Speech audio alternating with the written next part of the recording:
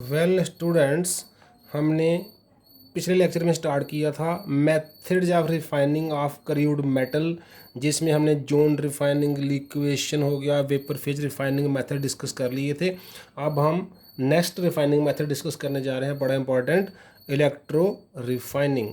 तो इसमें क्या होता है बच्चे, इम्प्योर मेटल को हम एनोड की फॉर्म में ले लेते हैं और प्योर मेटल स्ट्रिप जिसको प्यूरीफाई करना, उसी के प्योर मेटल स्ट्रिप को हम कैथोड से ज्वाइन कर देते हैं। डीसी सोर्स ऑफ वोल्टेज हम यूज़ करते हैं, और जो इलेक्ट्रोलाइट होता है, इलेक्ट्रोलाइट जिसमें से करंट फ्लो करती है सोल्यूशन, वो साल्ट ऑफ द मेटल होता है। जिस मेटल का इलेक्ट्रो रिफाइनिंग करनी है उसी मेटल का कोई साल्ट हम ले लेते हैं जो ईजिली वाटर में सॉल्युबल है। फॉर एग्जांपल हम कॉपर की रिफाइनिंग से अंडरस्टैंड करते हैं। इम्प्योर कॉपर की राड को नोड ले लेंगे, जो हमने डायग्राम बनाई हुई है। ये इम्प्योर कॉपर की राड को नोड ले लिया, जिसको हमने पॉजिटिव टर्मिनल बैटरी से जोड़ दिया, और प्योर कॉपर स्ट्रिप जे ले ली हमने, प्योर इसको कैथोड ले लिया, और कॉपर सल्फेट का ही एक्वस सोल्यूशन हमने इलेक्ट्रोलाइट ले लिया। इसमें कोई 1% सल्फ्यूरिक एसिड भी हम ऐड कर सकते हैं टू इंक्रीज द कंडक्टिविटी। तो इलेक्ट्रो रिफाइनरी में क्या होता है, जैसे हम की को ऑन करेंगे, जैसे हम की स्विच ऑन करेंगे तो क्या होगा, जो ऐड कैथोड क्या होगा, जो कॉपर आयन्स हैं जो कॉपर सल्फेट में से निकलेंगे, वो एक्वस पानी में पहले ही घुले हुए हैं, वो 2 इलेक्ट्रॉन गेन करके तो कॉपर सॉलिड बन के जहाँ पे डिपॉजिट हो जाएंगे, जहाँ पे बैठ जाएंगे। अब उससे क्या होगा, सोल्यूशन में कॉपर आयन की डेफिशिएंसी हो जाएगी। उसको पूरा करने के लिए एट द सेम टाइम, जिस टाइम पे कॉपर जहाँ डिपॉजिट होगा उसी टाइम पे equivalent amount of copper anode से, तो एट एनोड क्या होगा, एनोड से जो उसमें कॉपर है जो भी सॉलिड फॉर्म में है, वो 2 इलेक्ट्रॉन लूज करेगा और कॉपर 2+ बन के पानी में सोल्यूशन में चला जाएगा। तो मीन्स एनोड से कॉपर ऑक्सीडेशन करके इलेक्ट्रॉन छोड़कर कॉपर एक्वस बन के सोल्यूशन में जा रहा है। तो ये रॉड समय के साथ कम हो रही है, और कैथोड पे जो घुला हुआ कॉपर आयन्स हैं वो रिडक्शन करके इलेक्ट्रॉन गेन करके कॉपर की स्ट्रिप पे डिपॉजिट हो रहे हैं। तो इसमें से कॉपर निकल के जहाँ डिपॉजिट हो जाता है, जी वाली रॉड सिर्फ कॉपर को एक्सेप्ट करती है। इसमें से जो इम्प्योरिटी निकलेगी, जैसे मान लो इसमें से फेरस या फिर जिंक वगैरह जहाँ इम्प्योरिटी निकल गई, तो जो इम्प्योरिटी जो है मोर इलेक्ट्रो पॉजिटिव होगी दैन कॉपर, जैसे आयरन है, निकल है, जिंक है, कोबाल्ट है, वो सोल्यूशन में ही वो यहाँ पर डिजॉल्व रहेगी। और जो impurity less electropositive than copper है, जैसे एंटीमनी है, सेलेनियम है, टेलोरियम है, सिल्वर वगैरह है, वो एनोड के नीचे फॉल कर जाएगी, जहाँ पे सेटल कर जाएगी।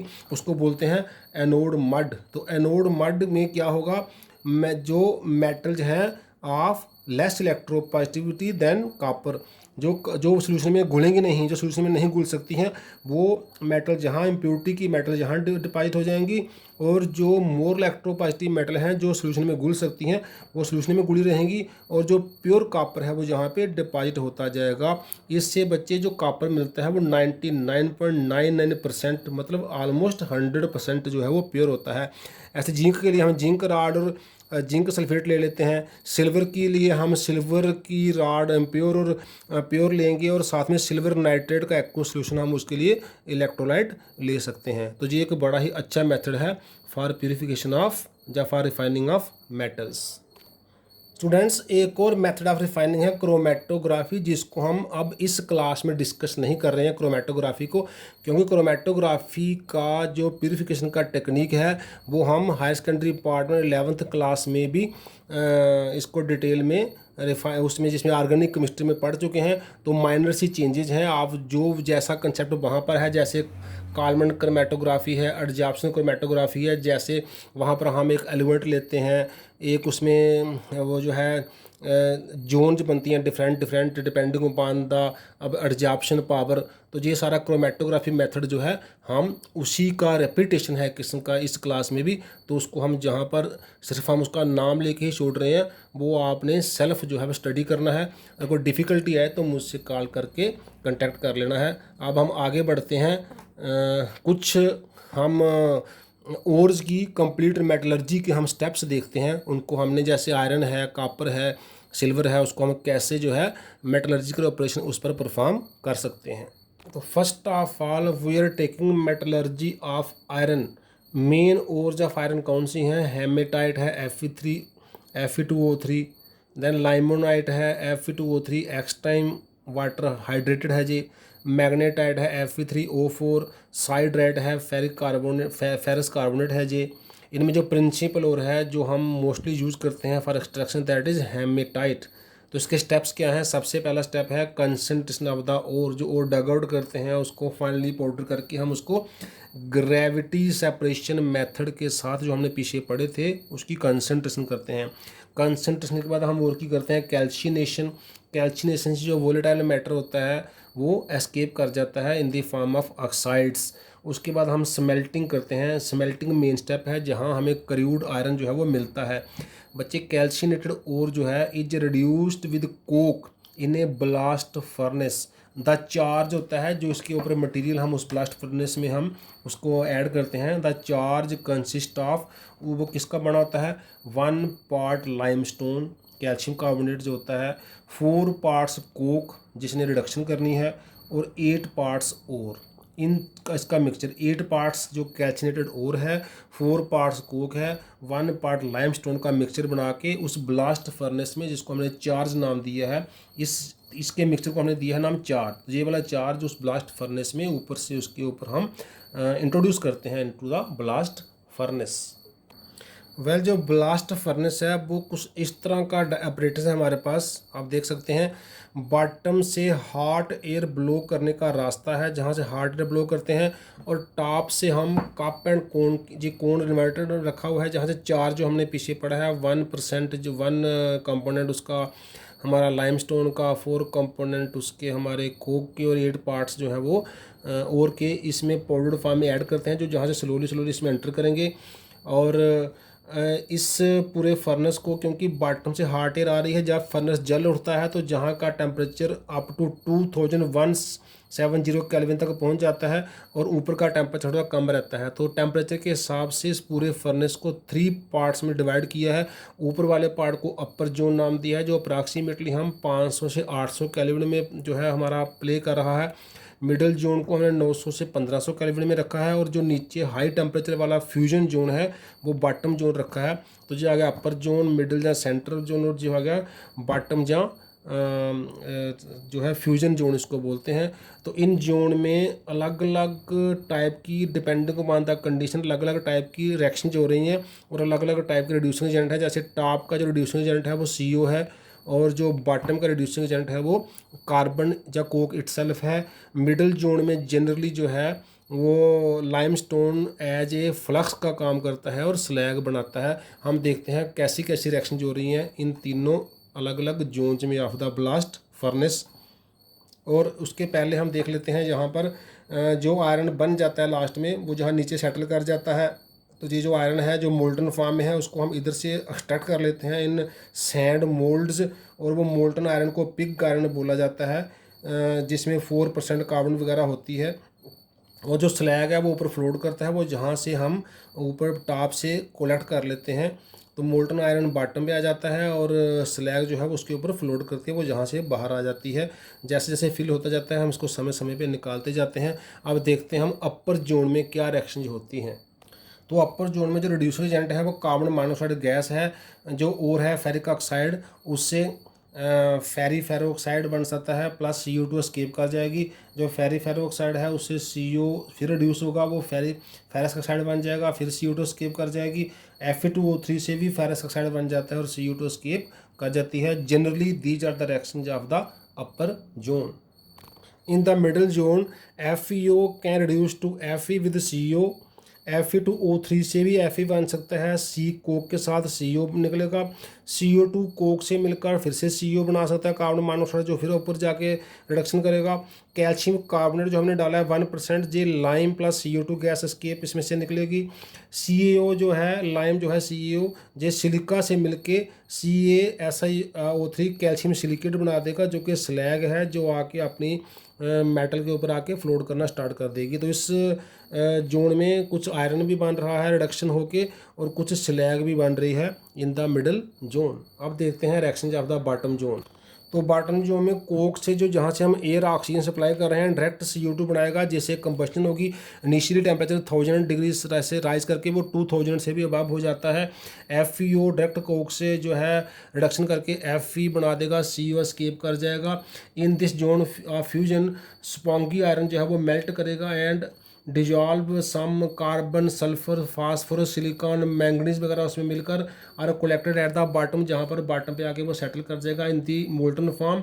Slag also melts in this region and being lighter forms upper layer. Slag जो हल्की होती है वो ऊपर जमा हो जाती है, जिसको हम अलग से जहाँ से निकाल देते हैं। आयरन को जहाँ से निकाल देते हैं, जो आयरन है वो सैंड के ऑलरेडी बने हुए मोल्ड्स होते हैं, नीचे हमने सैंड के बड़े बड़े ड्रम बनाए होते हैं। सो that iron is molten iron is run into molds and is allowed to solidify, ठंडा होने देते हैं, उसको solidify होने देते हैं। आयरन सो obtained जो हमें मिलता है सबसे पहले उसका नाम होता है पिग आयरन, जैसे आपको पहले बताया। इट कंटेन्स अबाउट 4% उसमें कार्बन होता है and many other dissolved impurity, जैसे हमने बात की सल्फर फास्फोरस सिलिकॉन वगैरह उसमें मिक्स होते हैं। वैन पिग आयरन को हम बच्चे रीमेल्ट करते हैं with scrap iron and coke in specially designed furnaces by blast of hot air देकर and cast into variety of shapes. हम पिग आयरन को मेल्ट करके कुछ स्क्रैप आयरन डाल के उसको हमने कोई कास्टिंग दे देते हैं, कोई उसको शेप दे देते हैं, और उसमें अबाउट 3% कार्बन होता है और उसको बोलते हैं कास्ट आयरन, जो एक्सट्रीमली हार्ड है लेकिन ब्रिटल है। अब हम देखते हैं इस कास्ट आयरन की रिफाइनिंग कैसे करनी है, क्योंकि अभी ये क्रूड है, इसको प्यूरीफाई करना है। तो प्यूरीफाई करने को बोलेंगे refining of the crude iron. तो रिफाइनिंग ऑफ आयरन, जो रिफाइंड आयरन है, जो प्योर फॉर्म ऑफ आयरन है, उसको बच्चे राट आयरन भी बोलते हैं। तो हम राट आयरन को बनाने जा रहे हैं। राट आयरन में अप्रॉक्सीमेटली कार्बन जो कंटेंट है वो 0.2 से 0.5% रह जाता है और ट्रेसेज ऑफ फास्फोरस और सिलिकॉन रह जाता है। प्रेपरेशन फ्रॉम पिग आयरन, हम इसको प्रिपेयर करने के लिए या पिग आयरन लेते हैं जो हमने पहले बनाया, या कास्ट आयरन लेते हैं by decreasing the carbon content, क्योंकि इनमें 4 to 3% कार्बन कंटेंट है, उसको डिक्रीज करते हैं। एंड ऑक्सीडाइजिंग द इम्प्योरिटी, जो इसमें कुछ इम्प्योरिटीज हैं, फास्फोरस मैंगनीज सिलिकॉन वगैरह, जो आर्सेनिक वगैरह जो भी हैं, इन ए रेवर्बरेटरी फर्नेस में उसको हम डाल के, जिसको लाइनिंग की हुई है, lined inside with haematite Fe2O3 की उसको लाइनिंग की। एक हमारा रेवर्बरेटरी फर्नेस है जिसमें हेमेटाइट की लाइनिंग की हुई है, और उस फर्नेस में हम इस वाले आयरन को हीट करते हैं। जब जो कार्बन को इम्प्योरिटी है वो CO बन के एस्केप कर जाती है, सल्फर होता है जो SO2 बन के एस्केप कर जाता है, सिलिकॉन का SiO2 बन जाता है, फास्फोरस का फास्फोरस ऑक्साइड बन जाता है। मीन्स जो भी इम्प्योरिटी है वो अपने अपने ऑक्साइड बना देती है। जहाँ तो वो वोलेटाइल है एस्केप कर जाते हैं, जहाँ वो ऑक्साइड किसी न किसी से मिलके स्लैग बना देते हैं। जैसे Fe2O3 जो लाइनिंग है वो C से मिलकर Fe निकालेगा, CO एस्केप कर जाएगा। Fe2O3 जो हेमेटाइट है सल्फर से मिलकर SO2 गैस एस्केप कर जाएगा, आयरन को छोड़ जाएगा। MnO अगर कहीं बीच में है, Mn का MnO बनेगा, वो सिलिका से मिलकर MnSiO3 है जो स्लैग हो गया, स्लैग वो फ्लोट करके हम बाहर निकाल देंगे। फेरिक ऑक्साइड से फिर अगर P4O10 ऑक्साइड है वो फेरिक फास्फेट नाम का स्लैग बना देगा। As the impurities are removed, जैसे धीरे धीरे हम इम्प्योरिटी रिमूव कर देंगे, निकालते जाएंगे, the melting point of the metal rises, क्योंकि मेटल प्यूरीफाई होगी उसका मेल्टिंग पॉइंट बढ़ना स्टार्ट हो जाएगा। एंड आयरन बिकम्स पेस्टी मास, जैसे हम लस्सी में से मक्खन निकालते हैं ऐसे वो एक पेस्टी सा मास बन जाएगा, एक सख्त होना स्टार्ट हो जाएगा।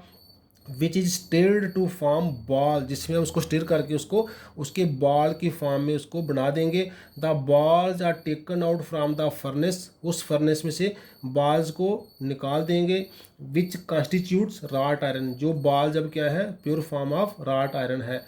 प्योर फॉर्म है मतलब अब वो राट आयरन बन चुका है, क्योंकि बहुत सी इम्प्योरिटीज कार्बन सल्फर फास्फोरस वगैरह एस्केप कर गई हैं। एस्केप करने से आयरन प्योर हो गया है, कार्बन कंटेंट कम हो गया है, उसका मेल्टिंग पॉइंट बढ़ गया है, तो वो सॉलिडिफाई हो गया है। उसको हमने इकट्ठा करके बाल बना लिया है, बाल बना के बाहर निकाला है, वो राट आयरन है। It's melting point is around 1673 kelvin, 1673 kelvin इसका लगभग मेल्टिंग पॉइंट होता है आयरन का। It is tough malleable ductile, और ये जो है जो मेटल की प्रॉपर्टी हैं वो शो करता है, टफ होता है, सख्त होता है, मैलिएबल होता है, डक्टाइल होता है, और ये काम आता है। जैसे हमारा रेजिस्टेंट टू वर्ड रस्टिंग, इसका रस्ट फ्री होता है, इसको रस्ट भी नहीं आसानी से लगता। And is used for making change हो गया, नट बोल्ट्स हो गया, नेल्स किल हो गया, मैग्नेट्स हो गया, इन इलेक्ट्रिक अप्लायंसेज एट्सेट्रा। तो मीन्स राट आयरन हमारे लिए काफ़ी यूजफुल है। एक तो सबसे इसका बेस्ट यूज, इसका बेनिफिट क्या है कि इट इज़ रस्ट फ्री। तो जो हमने अच्छी क्वालिटी की चीज़ें बनानी होती हैं जैसे चेंज, बोल्ट्स, नट्स, नेल्स वगैरह या मैग्नेट्स वगैरह, वो हम राट आयरन से प्रिपेयर करते हैं। तो this is the complete metallurgy of iron. आज हम यही क्लोज करते हैं। थैंक्स।